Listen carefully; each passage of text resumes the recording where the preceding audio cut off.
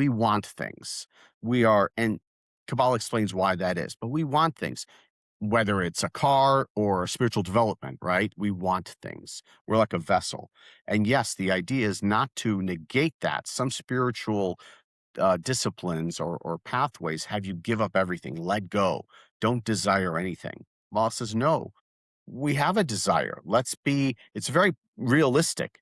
We are created with a desire, but yes, we're going to transform that desire to receive for the self alone, right? When we're babies, we're born, we're like this, right? We take. To transform that into desire to receive, you want things, but for sake of sharing. So even if you want that beautiful car, let's say you want this $100,000, that's not even a lot today for cars. They're crazy prices. Probably you want this $180,000 BMW.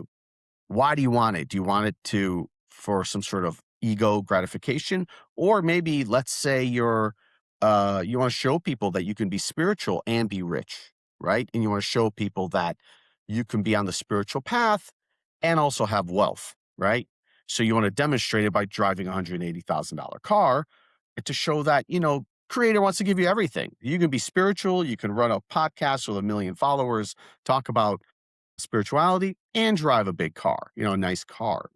So, why it's always about the intention.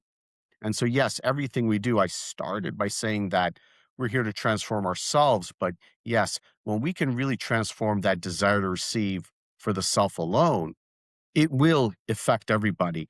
Rabbi Berg, who is Michael's father, who started with co-founder of the Kabbalah Center in its current uh, manifestation. Sorry, 1971, I believe. He loved the butterfly effect, that concept. He said it's very Kabbalistic, right? A butterfly flapping its wings in Europe can create a thunderstorm, right? Scientifically speaking, in Asia, right? Because everything affects everything spiritually as well. That's on the physical world. Spiritually, yes, we can affect people by transforming ourselves because they can feel it because of what we spoke about before.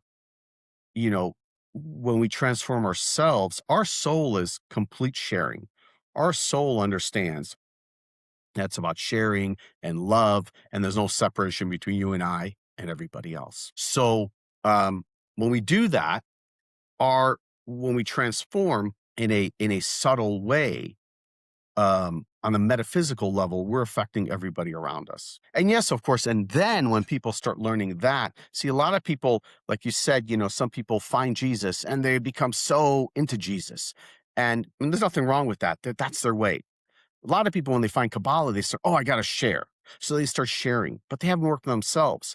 And those people who are super, super sharing, they're doing the right thing. They're volunteering. They're giving tithing, charity. They're helping people. They burn out. There's no continuity because they never strengthened their consciousness by transforming themselves. It has to be both. And if you have to start with yourself. It's the most sharing thing you can do.